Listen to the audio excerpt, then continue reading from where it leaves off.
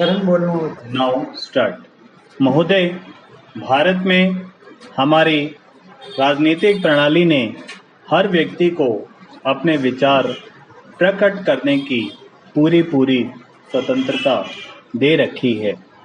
हमें विश्वास है कि जनता में प्रतियोगी सिद्धांतों को तौलने और अपना निर्णय करने की समझ है और वह झूठे सिद्धांतों को ठुकरा देगी और सच्चे को स्वीकार करेगी। यदि लेखक संकीर्ण और हानिकारक सिद्धांतों का प्रतिपादन करेंगे तो अंत में लोग उन्हें ठुकरा ही देंगे।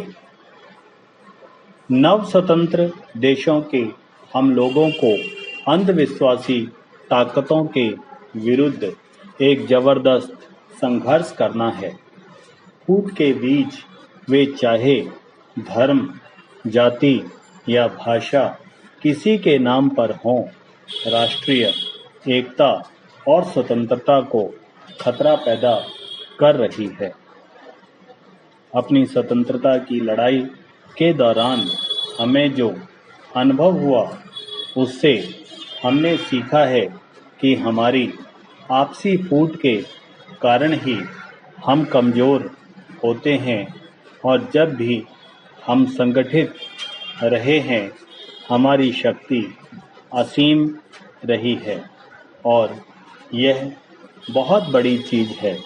सैनिक शक्ति चाहे जितनी हो, हमारे देश में ऐतिहासिक महापुरुषों बुद्ध, अशोक, अकबर, महात्मा गांधी और जवाहरलाल नेहरू के बावजूद धार्मिक कट्टरपन और ऊंची जात पात की भावनाएं बनी रहीं। अतः हमारे समाज में लेखकों को बहुत बड़ा काम करना है। उनके लेखों से उस बृहत्तर स्वतंत्रता का प्रचार होना चाहिए जो सामाजिक समानता, धर्मनिरपेक्षता और बुद्धिपरक चिंतन पर आधारित है। एक प्रश्न बार बार पूछा जाता है, क्या लेखकों को राजनीति में भाग लेना चाहिए? यह तो उन्हें सोचना है। राजनीतिज्ञों का कोई आदेश नहीं देना है।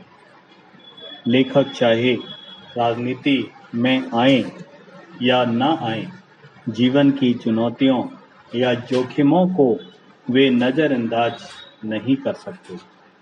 वे जनता के सुख दुख की उपेक्षा नहीं कर सकते। अन्यथा वे किस प्रकार के साहित्य का सर्जन करेंगे? क्या उन्हें अपने काव्य और निबंधों, अपने नाटकों और उपन्यासों द्वारा जीवन को समृद्ध नहीं करना चाहिए? छपाई, शिल्प और प्रसारण को हमेशा मानव कल्याण और लोगों की भलाई के लिए ही नहीं उपयोग करना चाहिए। असंख्य पुस्तकें और पत्रिकाएं ऐसी हैं जो पक्षपात, घृणा और हिंसा का प्रचार करती है।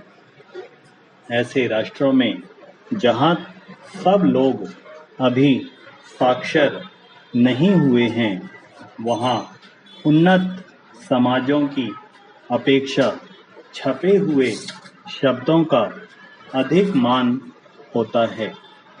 अतः जिसे और कहीं सनक कहकर टाला जा सके, उससे यहाँ गलतफहमी और तनाव पैदा हो सकते हैं।